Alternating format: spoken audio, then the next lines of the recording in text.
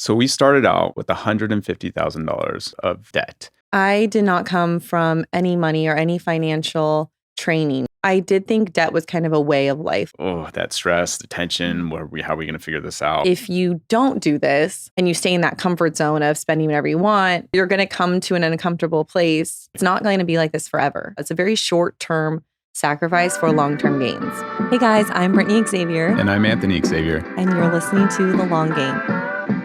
In this episode of The Long Game, we are sharing our personal story of getting out of $150,000 in debt. We're talking about how we got out of our student loan and credit card debt from paying to our wedding and honeymoon. We're diving into the exact steps we took and how this journey brought us closer together as a couple. So we started out together with $150,000 worth of debt. A lot of that was student loans, $120,000. And a lot of that was my fault because I think I had $100,000 of student loan debt and you only had $20,000. Then we had credit cards. I had two and you probably had two or three. I feel like I had more credit card debt then. You definitely had more credit card debt than I did, but a lot of the debt combined was my student loans. How did we get to that point? I had to pay for college myself and so did you. They were giving me all this money and I don't really have to worry about it for 4 or 5 years. When they say 6 months after you graduate, you're like, oh, that's in 4 years. We have time to figure this out. And it wasn't just my tuition, it was my board and room. And then I always maxed it out. So I always took out $9,000, $10,000, $15,000, even though my tuition was, you say $3,500 every semester. So maybe like $7,000. I needed enough money to be able to support myself. So I always maxed it out, not really thinking about the consequences later and how that would affect us as a couple. And for me, most of my student loans came from my first year. I was at APU, my freshman year of college, and I had Jaden that next year. I took a medical leave of absence so I wouldn't lose some of my scholarship money. And then the following 3 years, I went to University of Laverne.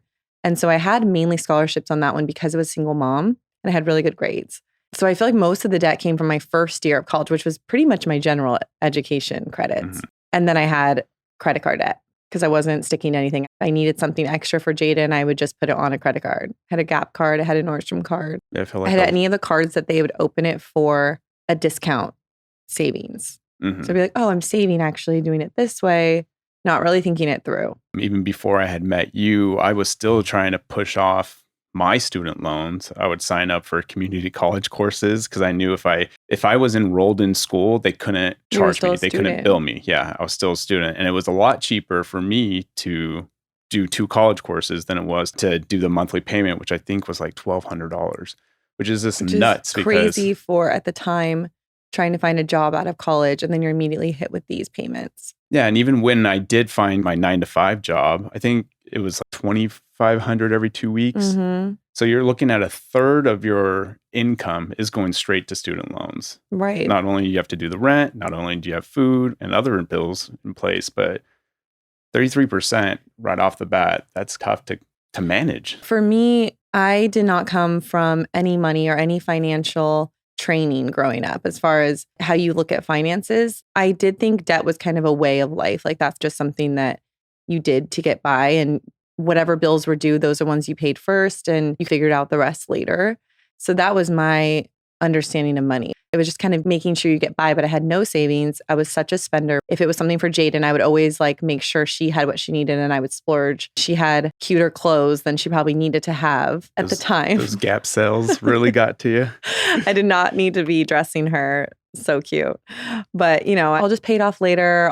I would always buy more things when they were on sale because I thought I was saving money. Well, and I always thought that I was going to have student loan payments for 20, 30 years. And we had friends who also were telling us that's just part of it. That's part of life. After school. We got engaged and someone I don't know if they gifted us the class. Our church was putting on a financial peace class, Dave Ramsey's. And they either signed us up or paid for us to go. I don't remember exactly, but we're like, oh, okay, I guess we'll do it. Sounds cool. But we didn't really know much about Dave Ramsey. We didn't know anything about budgeting. And I said, do you want to do it with me? It was going to be after work for both of us. And you're like, yeah, I'm down. I want to learn. For me in that class, the light bulb really went off that if you have your debt paid off, that money that you're paying to debt can help you grow true wealth and a legacy for your family. It's going to be these daily changes that are going to make your future better, thinking of our future self. And that for me, I was so motivated after the class. First, you have to save $1,000 in your savings account for emergency fund. So it's an emergency fund just in case anything goes wrong, a flat tire, your car breaks down, whatever, have that $1,000. But And there's 7 steps. The idea behind that really resonated with me was whenever you're behind, when you're feeling like you're paycheck to paycheck, that's when something happens. That's when always happens. You have a medical bill or something comes up that was not planned for, and it puts you even further behind. So having that little cushion is really going to make you stay on top of your next goal. If I have an emergency, I'm just going to take out a credit card. And that's kind of how that you was get my sucked emergency in. fund, Yeah, right? exactly. So that whole mentality change. Having cash on hand for something and not going further into debt to cover it. So there's 7 steps. The first one was to save $1,000 for emergency fund, which this was 10 to 12 years ago. I'm assuming that amount was probably going to increase a little bit. I mean, maybe 2,500. I don't know. It's really up to your own family's needs and what you've experienced in the past. But the next one was pay off all debts except the house. Which that seemed like a huge, that's huge like step. a huge, and a huge mountain to climb. Because once we started listing out all of our debts, and you have to go from the smallest to largest. And a lot of people would argue, well, why don't you do it for the card that has the highest interest rate? You'll be spending the most money over time paying off these cards with the higher interest rate. But the whole point of this class is to show those little wins through your consistency. Because what I love what they said about it is that if it was a math game, you wouldn't be in debt. Yeah. But it's a habits and a mental game. Those daily habits of impulse buys or whatever your thoughts about money, that's what you need to start changing versus it's not a math game. We decided to list all of our debts. It was credit cards and then student loans, smallest to largest, and tackle it that way to where whatever money we had extra from our budgeting, and I'll get into the envelope system after, but you would take that extra cash and put it towards that credit card. And then you're slowly paying off that credit card. But you make the minimum payment on each of the debts. Exactly. It's not like you totally disregard all your other debts and let you still make the minimum, but whatever is extra from our budget, we were able to put the smallest debt, right? You start to tackle it that way. And once you knock off that smallest credit card, then you use the money that you were putting towards that card to the next one. And then you slowly start to pay that one off. Then that minimum combined with the one you had already paid off, all that goes into the next. And it's that debt snowball. That snowball effect. And you don't want to lose the momentum. That was really inspiring for me in the class too, because they recommended putting it on a chart and having a visual and then having a goal, almost like a vision board of where you would be when you're out of debt. And we made that board in our house or in my place at the time. So we come over, we would mark, okay, we marked off that first one. I think the first one was like a medical bill for me. I think it was like $250 that I owed. And then we went from there. Credit cards, there was the higher, it was like $1,000. And then we had a $3,000 and a $4,000. And then we started getting into the student loans. So and we broke up the student loans. That was like, I think there was like 10 or 12 different loan amounts. But that kept us on the same mindset. Otherwise, it seemed too big to do it all. We broke it up and that kept the momentum for us. Within the class, we learned about the envelope system. Every dollar is accounted for. Exactly. Once we had our budget in place, we would take out cash for the different categories: food, gas, clothes, miscellaneous expenses. But every dollar that we had brought in had a name on it and it had an envelope. At the beginning of the month, we would sit and we knew your set income for the next 2 weeks. We knew for the month how much we were each going to be getting paid. You put all your expenses and then everything totals to zero at the end. So everything already has a name. So your miscellaneous spending, your fund money, presents, like all the different categories already accounted for. You look at the month and see what you have coming up. If there's school clothes for the kids, whatever it is, that's already accounted for in there. And you're not supposed to go over the budget amount because that's what setting the budget is for. For us, it really helped to do the cash system. I know it's a little bit more inconvenient, but for me, it was a mental reminder that once my envelopes are gone, then I cannot spend anymore. It was easier than having to call my bank, see what the amount was left. I feel like I didn't even have the app at the time. We were working off an Excel sheet. It didn't get too fancy. Simple. The one thing about the cash system that really helped me is I was excited to not spend because I would see the money. I was like, okay, if I don't do this, then I could probably roll this over and we can pay this card off quicker. It was very motivating to see my cash. If I was working and they would be like, oh, do you want to go on and get a coffee? I'm like, I'm just going to have the coffee here, because that's extra $5 that I can roll over if I don't spend all my food money. So I had allotted to where I could get a coffee. I had enough money for allotted for food, but it was, if I was strategic about it, I could roll it over and have that extra savings from each budget, from each month. And that really added up for me.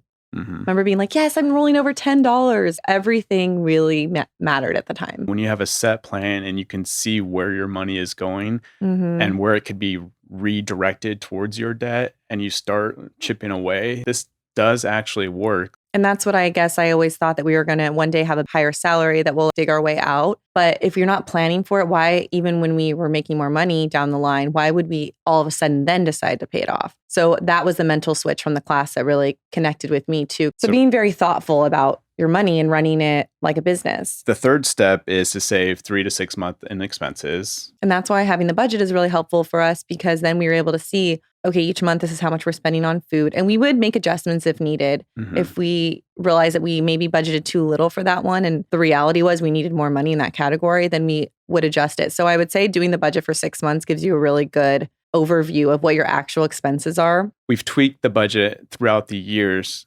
because of different circumstances, Mm-hmm. but you're making tweaks to optimize your budget to make sure that you can put as much as you can to that debt. And I would say during this time, we really did not go out to eat. We would be so strict on, me and you weren't living together. I forget, did we open up an account, or were we just, because we were saving for the wedding too? We opened up a separate account to save for the wedding.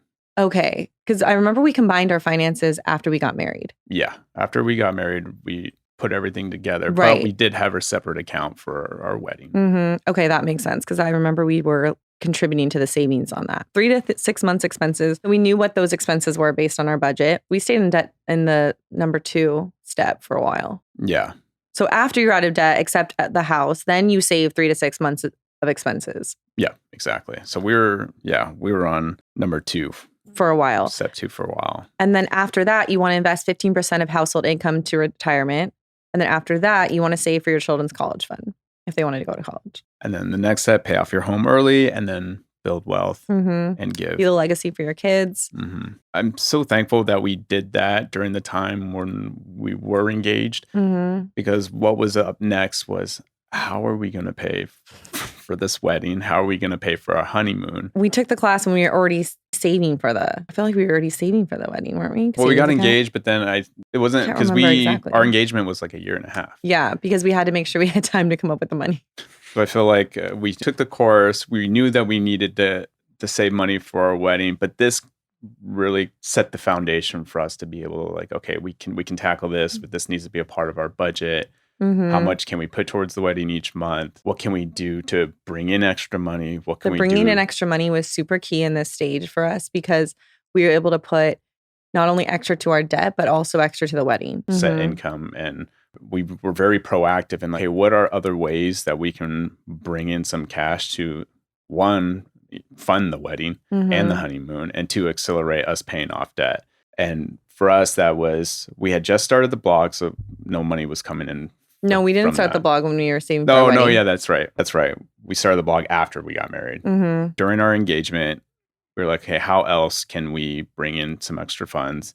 And that's when I started doing SEO, search engine optimization, for a small business. So I had some money coming in from that. We were basically consulting a small business on how to get their website higher on the search, which you were really good at. You were learning so much about and having the conversations with the business owner. Yeah, so it was different locations. It was an auto body shop. So he had different locations in Southern California, and I was helping him increase his visibility online. So then that led to another, he gave you a referral for someone else, and you're doing it for someone else. Did it for someone else for a little bit. So that was And you also had a course on Teachable. I totally forgot about that. I did. You had a SEO course on Teachable. I was selling paper flowers on Etsy, and I was also selling some of the thrift store finds I found on eBay. I wasn't making like a ton of money, but it was like a little extra here and there. Trying to do whatever we could naturally from our talents. We also had a yard sale.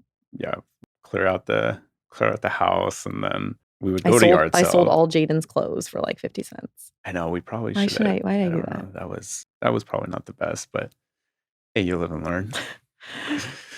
So I feel like we've always were like, what can we do more to bring in some extra cash? Because we had a goal. There was a goal. There was a plan in place. And how much did we spend on our wedding? I'm trying to remember. $30,000. 30,000? And I think our But honeymoon, with the honeymoon. No. Honeymoon was Really? 10. I feel like that was higher than I I thought it was 14,000 for I remember that on the sheet for some reason, 14,000 on that was maybe just for the venue, but I do remember. Let me see if I It's have like it in my notes. 28,000 something. I thought I saved it. And then the honeymoon was 10. Okay, I don't know, but wedding invite list. I still have that on here. Wedding vows to Jaden. Okay, I'm getting sidetracked. So wedding spending. Engagement address labels, $8.60. Engagement mailing envelopes, $86. Engagement stamps, $23. I was like we listed everything. Chandelier, $30. Bridesmaids cards, $30. Dress, $815 was my wedding dress. You won your veil. Yeah, I won my veil. I was doing all the giveaways to try to get stuff for my wedding. Down payment for a photographer, $1,575. Down payment on venue, $2,000. Then I don't have the full. That was like during the engagement. I had written that down, but I have the Excel sheet. We should pop it up. I remember. And we brought our own drinks because that was a huge savings. Beer, the wine, that was all brought in by us. That was still a couple $1,000s though. Overall, our wedding was very budgeted, but people didn't know that there. They thought we spent a lot because it looked very nice. All the decor was mainly very DIY. Or yard sale. Every Saturday morning, we would go to the thrift stores and yard sales and we try to get glass bottles so we can have a ton of flowers, paper flowers, in the glass bottles. So it looked very outside garden. It's just a huge saving in itself, flowers. The flowers. And I remember thinking after the wedding, it was so depressing that we were like, all right, we're going. And then I thought if the flowers would have died, I would have been even more depressed because that was going to be, I got some quotes from people and the flowers were an insane amount for the budget. We were like, we cannot afford flowers. 30, 40,000 for flowers or no? I don't remember. I remember thinking like, ain't no way we're going to be able to do this. Yeah. Like that's just not flowers. It wasn't even part of it for us. We also got money for the engagement. We got cash, which was super helpful. We got money on our, is it cash dance? We got cash dance, which is that kind of tacky, probably. It's what we did at the time. That's like a wedding tradition. I don't know. We had a honeymoon fund. So a lot of our gifts were for that. So we did get some of our honeymoon chipped away with the cash. So we got married. And after that was such a huge relief that the wedding was paid for all in cash, no credit cards. Our honeymoon was paid for. We got back. Did not have to make one payment for anything. So I feel like that was a huge motivation for me to now tackle the rest of the debt. We were able to save $30,000 in a year and a half. What can we do with this $30,000? To pay off more of our debt. Yeah. And our income was going to start to go up. We had started the blog shortly after. I was getting free clothes for the blog. So we're not spending money on clothes as much. I was able to use my clothing budget for what I would typically spend to now put a debt. You were getting more consulting work. You also got a raise at your job. My job. The course was doing okay, but I was still getting payments from that. And that was like a one-time thing, throw it up, and people kept on signing up for it. I had done a course about a year. I don't know when it was when we did the course, but we got a chunk of money from that when I was showing people exactly what I do on my Instagram, what I do to grow my blog. And we got quite a bit of signups for that. And that was a chunk of cash right there. So little things we were doing that we were able to increase our income. Without increasing our spending. Right. We had to not increase our spending, which was key for that. And making food at home. But I think the wedding was such a big win because it showed us that we just came up with $30,000, $40,000. But it wasn't like we just came up with it. We had to make daily sacrifices. But through our efforts of bringing in other jobs and doing side hustles. We were also selling on Amazon. We made quite a bit from that, I would feel like, each month. FBA stuff, yeah. But that just kind of shows you when you have a game plan, you have your goal, then you have a game plan. You want to do everything you possibly can to achieve that goal through your plan. And I think after the wedding, we're like, oh, wow, we just brought in all this extra income and now we can use that to just start chipping away at our debt. What would you say the challenges were up until this point? I know I did dip into the savings. Remember when I bought something? I was like, I really needed it. Well, I didn't even... The wedding fund. Remember I bought something? I wasn't even checking it daily. And for some reason, was it just under your name? I don't think it was a joint thing. Yes, because I remember giving you cash to put into the account. And I was like, acted dumb. I was like, where did it go? Did you give it to me? And then I realized, no, I checked the account and I'm like, oops. Where was like $500 was out of the account. And I was like, oh, I feel like I needed something pretty practical, like tires or something super. It wasn't for the wedding though. Yeah, that expense wasn't for the wedding. And I had no idea until I actually checked the account. Because I thought I was going to pay it back before we noticed. And I didn't. I mean, I don't think that was like I wasn't like, what are you doing? Yeah, like, but I think that made me think, I don't want to do that because I want to be on the same page, but also I don't want to be having to pay back the money that I'm trying to save for something else. It made me feel that anxiety feeling again. I didn't want to do that again. Yeah. That was one of the big things for me. It was like the one time that I did try to dip into it. Like, I'll just pay it back. I can't pay it back because I need the money for it then. So telling myself I was going to pay it back was not realistic. It was just going back to your old habits of exactly. I'll pay it back. But it's like my own cash I'm dipping into instead. I don't feel like we had any disagreements because we were so goal-minded. I think that I don't think there was disagreements. I don't feel like there was ever a time. That was the main thing was when I took the money. That was the one thing, but we knew exactly what our budget was and we took out cash for things. We weren't fighting about, well, I want to buy this or I want to go to dinner. We were both because I think we knew the why behind it of why we're doing this, that it kept us very focused and very united. Mm-hmm. We were excited to think we would drink a lot at the time. I feel like we drank a lot of beer then. You were really into craft beer. We would drink the craft beer at home and we would watch Law & Order, remember? Yeah, a lot of just beer and TV. We weren't really going out. I mean, not a lot, but like, but that was our fun weekend. It was like, okay, we're going to make food at home. It's like Trader Joe's meatballs. I remember it was like very simple and I could make it on my hot plate in my little place. But yeah, I would visit you and we would have, literally meatballs and maybe rice. Or we had the orange chicken. It was the same thing again and again. Or we'd have eggs. Eggs were our go-to to save money. We would eat dinner and then we'd watch something and drink together. Yeah. So we didn't really think, oh, we have to go on a date night. We'd put Jaden down in her little room and then we just hang out, talk. And so I remember never thinking like, oh, you have to take me on a date or we have to spend money or. I feel like it's never been like that only because you having Jaden, we always did family stuff together. True. And when we put her to bed, it was just us hanging out together whenever we could. The availability to be able to just, let's pick go up somewhere. And go. Yeah. Right. It wasn't there, which I mean, that wasn't like a big motivator. I mean, we were but it did keep us more at home, I would say. It kept us grounded a bit. Yeah. So I think being united on the goal and the why behind it is really important. And we're still like that today with our finances. Mm-hmm. Was there any doubts when you took the class? Do you remember your mindset at the time? I just know that staring at that large student loan debt, like how am I ever going to be able to pay this off? I know. I was really inspired when we broke into small groups and they had the leader who said that they had paid off their student loans before they were 40. You just think that you're going to have student loans forever. In my head, it just seems such a big task. So to hear that they were debt free and they were talking about the group and saying how they were from real experience, it was really inspiring to hear another couple that had gone through it and they had little kids. And I think that's another key thing to bring up because when we started doing this, we started listening to Dave Ramsey. He had his radio show. Was there a podcast?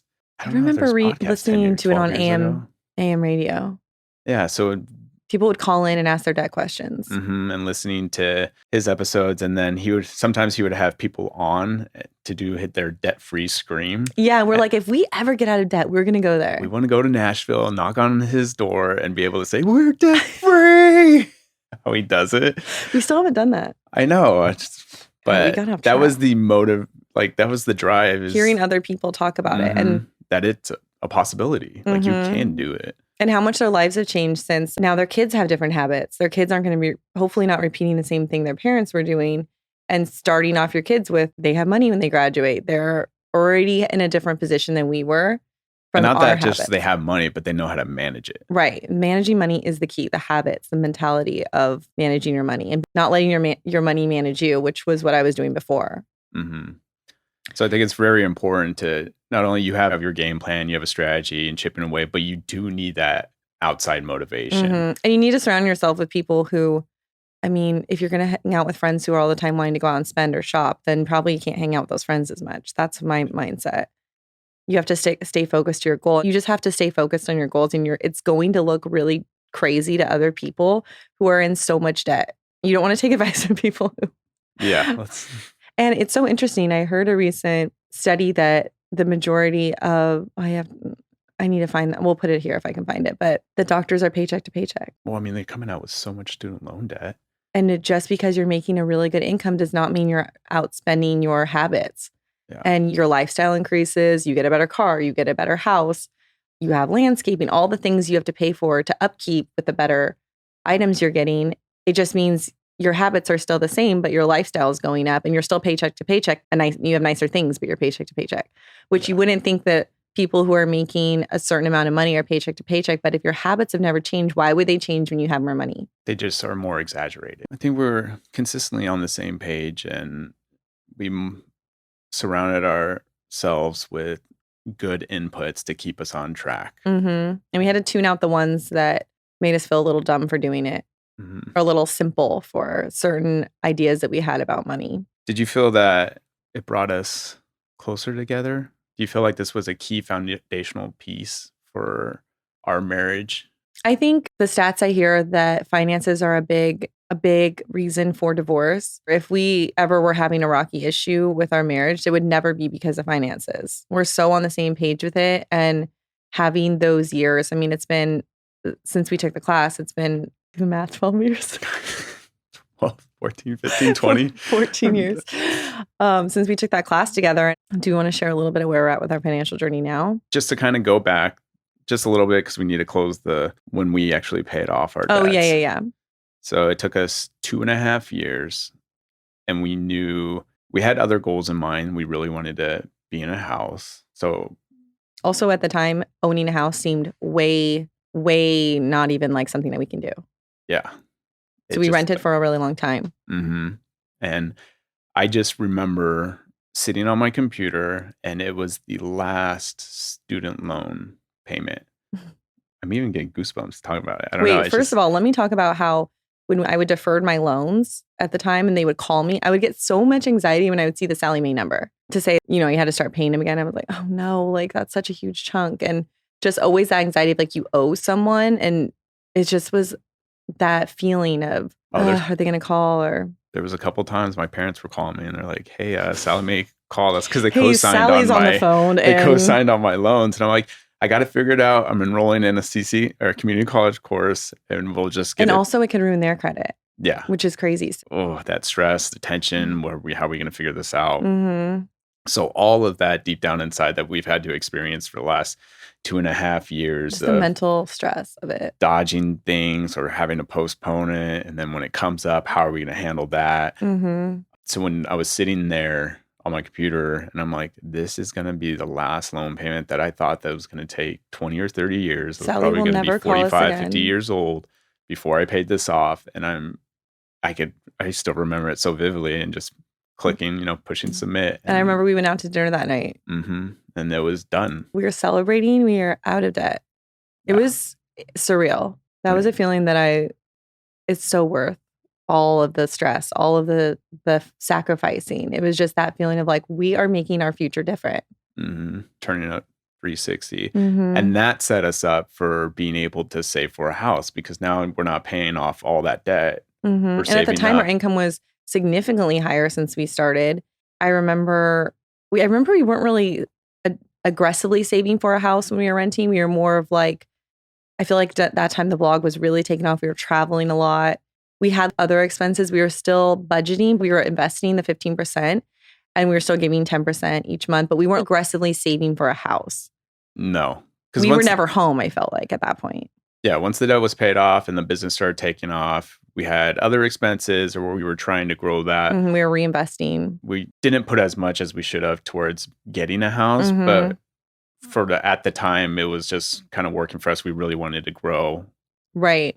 The blog. 2019, we thought we were kind of getting it over our apartment situation. I remember thinking we need to buy a house because I want Jaden to be able to go run outside. Yeah. And I wanted a backyard. I wanted a little bit more of that freedom. I remember we started saving then and we were able to save so quick because we didn't have any debt payments going out. During 2020 is when we were able to get our first house, but we were able to make such a great offer and we had the cash to put a good down payment. We put like 30% down, didn't we? Yeah, almost. It was like 27. But we were first-time home buyers. First-time home buyers. We got our house and we were able to cash flow all the renovations. We didn't go into debt for any of that. We remodeled our house after 2 years. We literally sold it again and made such a good. We made a profit and then we reinvested in the house that we're currently at. But this was all possible. We wouldn't have been able to get a loan or a mortgage if we had all the student loan debt. Yeah. And the other thing is Anthony and I, our goals are to still have a paid off house. And we've I feel like during 2020 and just getting into the house with a very low rate, we were just excited to redo the house and move up. But I feel like we lost sight of the momentum to really pay down the house. And I know there's people on TikTok and you hear all these videos of like good debt and bad debt, but yeah, and you can go back and forth on it. You can hear real estate gurus say, don't pay off the house, don't listen to Dave Ramsey. And it really just depends on what your future goals look like, what you want to do. And for us, it was changing kind of consistently where we're like, well, if we, only do 20%, then we can have this other cash to do rentals. But then I think within the last 6 months, we're like, what are our goals? What do we want? Doing if we do go down that route of just, let's get a bigger house, let's do renovations, but then not pay it off and let it appreciate. And then we'll just use the extra cash to do rentals, but don't pay that. Just put 20% so we can keep building. But then your debt starts to get larger. And then you're still having to be on the hamster wheel of consistently working, consistently finding different streams of revenue. And I love what Dave Ramsey does say about the Bible talking about debt. And he said it's not like a sin. It just never talks about debt in a positive way. It always talks about debt in a negative way. The borrower's always a slave to the lender. And that's what I feel like even with a mortgage. And just having the freedom of not having, I always call it rent, but it's a mortgage. I'm still stuck in when I had an apartment. Having that no payment and being able to save so quickly for something else you want to do. And having the budget for our family vacations and the kids' Roths and all the things we're funding that are going to leave a legacy. Create generational wealth. Right. I love what Dave said. We heard it recently on a podcast. It's moving at the speed of cash. It's a little slower. But once you get there and then you start building upon that, it's just gonna, like that snowball effect. I would say the biggest advice I have for if you're overwhelmed with this whole idea is just sit down and list out your debts. Because sometimes it seems more overwhelming than it actually is. And your smallest payment or your smallest debt is actually smaller than you think. For me, it was $250. I had a medical bill. But really listing it out and looking at it from each line item versus at the whole thing, you might be pleasantly surprised. Maybe you don't have as much as you thought, or maybe you just need to get organized and look at it all and just have a game plan. Because if you don't do this and you stay in that comfort zone of spending whatever you want, not changing your habits, you're comfortable now, but you're going to come to an uncomfortable place by accident because your comfort is going to end up causing discomfort. Right. Because you're not changing this. And if you do end up making more money down the line, it's only just it's going to be more of the same, but you're going to have more debts. It's going to be amplified. And I highly, highly encourage you if you are in your 20s. And one thing I would do differently about college is I would have gone to a community college for the first 2 years. And I would have saved so much money. I spent so much in just my first year I really wanted that freshman experience. Well, I got pregnant. So that's a whole different experience for different people. But I really wanted living in the dorms. I wanted the freedom. I wanted that. But at what price point did I want that at? And if your parents have a college fund or you have great scholarships, right? Pick the college you want to go to because you have someone else paying for it. You're not going to come out with all the student loans. Some of my friends, their parents were paying for it. One of my friends, she's like, my mom's going to pay for it for cash, but she went to community college for 2 years and then she went to state college for 2 years and she came out and had no debt. So I would do it in a way, looking back, I would go to 2 years in community college, especially if you want that 4-year experience, but you really have to think about your future self. And is the 2 years really worth that tuition? All these payments afterwards. Yeah, exactly. Because you're going to spend the next 10 to 15 years digging yourself out of those 2 years. And what would you say you would have done differently? I mean, the same thing I should have done at community college. I joined clubs and a fraternity in which I had taken out credit cards because they had dues that I had to pay to fund what we were doing. So that was another thing that got me further into debt. You wanting to change your actions, your spending actions, your saving action, like your habits, actually, spending habits, saving habits, and seeking out that information from people that have done it. I think it's really important from people that have done it, not people who are just throwing out theories. it has to be from people who have had the life experience, learning what their experience was, and also the encouragement of that you can get there too. So I think that Dave Ramsey course was just like a light bulb moment in surrounding ourselves with like-minded people. Talk to your Financial spouse. Peace I feel like Club. for me, it's us talking about it, talking about our goals, having that vision board, being together on one page with it has been so helpful for me to have bounce ideas off of you. So when we started making more money, I know it can be really easy and tempting to be like, oh, let's go out to eat, or oh, we can buy a new computer to help in our business, but I feel like for us, when you look back at the game plan, look back at what we have accomplished so far in that game plan, and knowing that we're trying to have other streams of income, and when you start increasing the money coming in, you're like, in my mind, I was like, that's more money I can put towards the cards. I think having that, we would come together at the first of each month and have that monthly budget meeting and looking at our expenses, and our amounts of the expenses didn't change. So our phone bill didn't change. Our car, we're trying to pay off the car at the time. All those payments didn't change because we were making more money. So the only thing that was going to go up was our food expense, our clothing expense. And we really tried to keep it. I know we increased it a little bit. We did. We would be like, we need to go out to dinner on a Friday night with Jay. Let's do something like a family thing, or if we're going to do, Disneyland day. So we had more of that fun money into our budget. And it is tough if you get sucked into it, where you're like, wait, I am making more money. Okay, well, I'm just going to buy this one little thing that I really wanted. Or it's on sale. That's always for me. I feel like if something's on sale, and I was going to buy it anyway. Yeah. So that was hard for me to switch that mentality. And I would have a list of things that I had to buy that month that were, at the time, it was what items were I going to post on the blog. So if I went to certain thrift stores, I'm like, okay, I need these type of clothes, or I need a new pair of jeans that I can talk about all throughout the month. Mm-hmm.